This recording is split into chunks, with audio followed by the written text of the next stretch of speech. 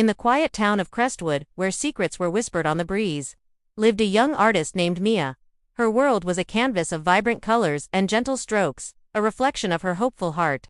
She painted sunsets that bled gold and rose, and portraits that captured the hidden sparks in people's eyes. Life, for Mia, was simple and beautiful. That is, until a new color entered her palette, a shade she had never mixed before. His name was Leo. Leo was a charismatic writer who had just moved to town, searching for inspiration for his next novel. He stumbled into Mia's small gallery one rainy afternoon, drawn in by the warmth and light emanating from within. He was captivated, not just by the art, but by the artist herself. He saw in her a muse, a story waiting to be told. Their connection was immediate, a spark that ignited into a brilliant flame. Their love story unfolded like the pages of a fairy tale.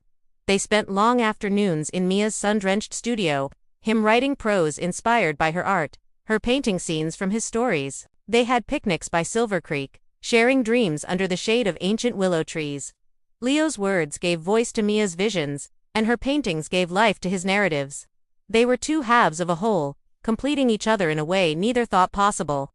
Crestwood watched their romance blossom, a beacon of pure joy in the sleepy town. But even the brightest light can cast a dark shadow. Unbeknownst to Mia, Leo carried a past he desperately tried to outrun. He wasn't just a writer seeking inspiration. He was a man entangled in a world of crime and debt, a world he thought he'd left behind in the bustling city. The quiet life in Crestwood was his escape, his chance at a clean slate, with Mia as his anchor to a better future. He believed his love for her could erase the mistakes he'd made. One evening, as a storm gathered on the horizon, Leo's past came knocking. Two menacing figures from his former life appeared at their doorstep. They weren't there for a friendly visit.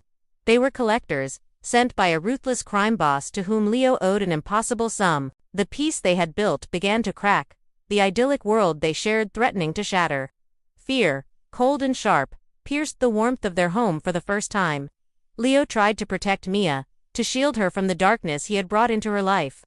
He promised it was a misunderstanding, a ghost from a long-forgotten chapter. But the threats were real and escalating. The men weren't just after money. They saw Mia as leverage. The serene life they cherished was now a cage, and the walls were closing in. The pressure mounted, and Leo found himself making desperate choices. Choices that pulled him further back into the life he swore he had escaped. The final confrontation happened on a night that mirrored first day they met, train lashing against the windows of Mia's studio. Leo, cornered and out of options, made a tragic decision. In a frantic attempt to protect Mia and erase his debt once and for all, he became entangled in a crime that went horribly wrong. It was a botched robbery, a desperate act that ended not in freedom, but in tragedy. He never came home that night. The news hit Mia like a physical blow, stealing the air from her lungs and the color from her world. Leo, the man she loved, was gone. But the pain was compounded by the truth that emerged in the aftermath. The police investigation unraveled Leo's secret life, revealing the web of lies he had spun to protect her, to protect them. The love story she had lived was tainted by a dark, criminal reality she never knew existed. In the weeks that followed, Mia's studio fell silent. The vibrant canvases were replaced with blank, white voids, the paints dried in their tubes. The man who had been her greatest inspiration was now the source of her deepest sorrow. She was adrift in a sea of grief and betrayal, haunted by the question of who Leo really was. Was their love real, or was it just another part of his elaborate fiction? One day, sifting through the remnants of their life together, Mia found a hidden manuscript. It was Leo's final novel, unfinished. As she read, tears streamed down her face. The story was about a man with a dark past who finds redemption in the love of an artist. It was their story, but with a different ending, an ending where they escaped, where love conquered all. In his final pages, he had written a letter to her, a confession and a farewell. He explained everything, his regrets, his mistakes, and his undying love for her. He wrote that meeting her was the only real and true thing in his life, and his greatest crime was not the debt he owed, but the shadows he'd allowed to touch her beautiful world. It was in his words that Mia finally understood. Their love was real. It was the one pure thing in his troubled life. His choices were born not of malice, but of a desperate, flawed love. With this newfound understanding, Mia picked up a paintbrush for the first time in months. She didn't paint a sunset or a smiling portrait.